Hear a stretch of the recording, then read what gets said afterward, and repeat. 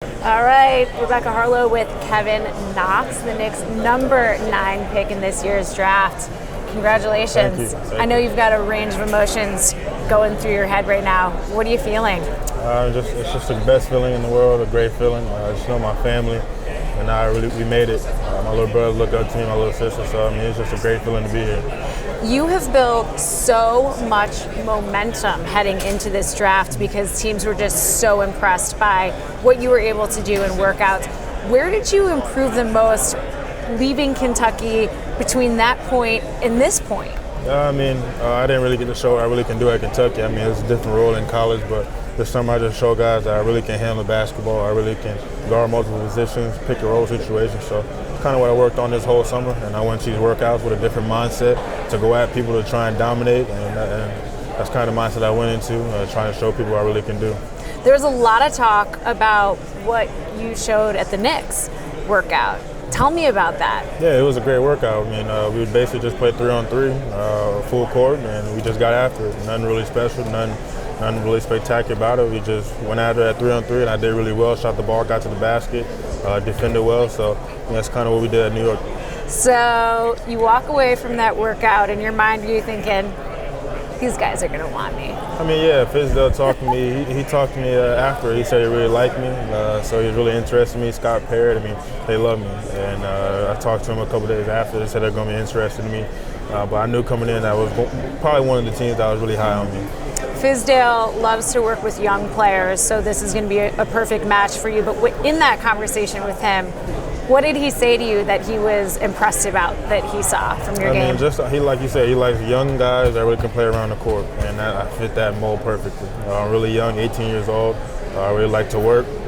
Great work ethic, great kid, and like I said, versatility is my main strength. So be able to play pretty much anywhere on the floor, get rebounds, push the basketball, just have that freely play, and that's kind of how Fizdale coaches. What gets you excited about joining a whole nother group of young players when you take a look at the Knicks core? All these guys are under 25. It's going to be great. I get along really well with them. The team's going to get along really well. So, that's the one thing about having a young team. There's a lot of guys that you can just connect with immediately when you get there, and that's something I'm going to do. I like to connect with new people, and it's going to be fun.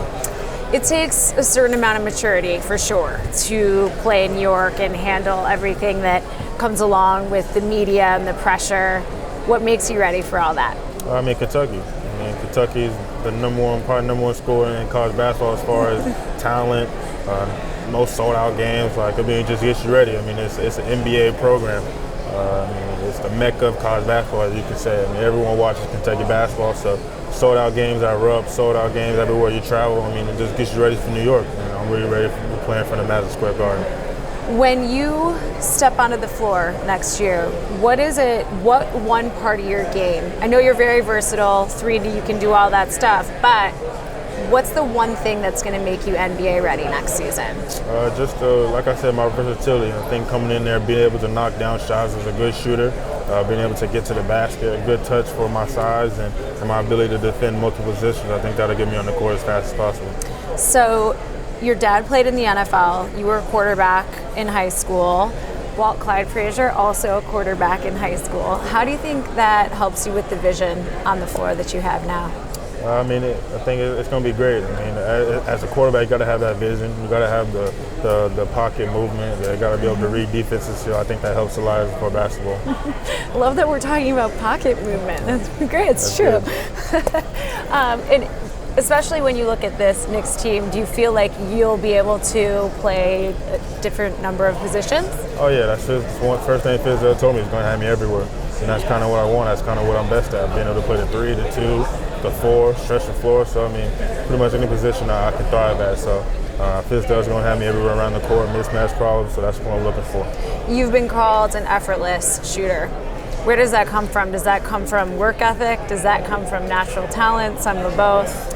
Just my form. I really got really good form. It just looks effortless, as they say. So, I have really good strokes. So I think that's kind of one of my strengths.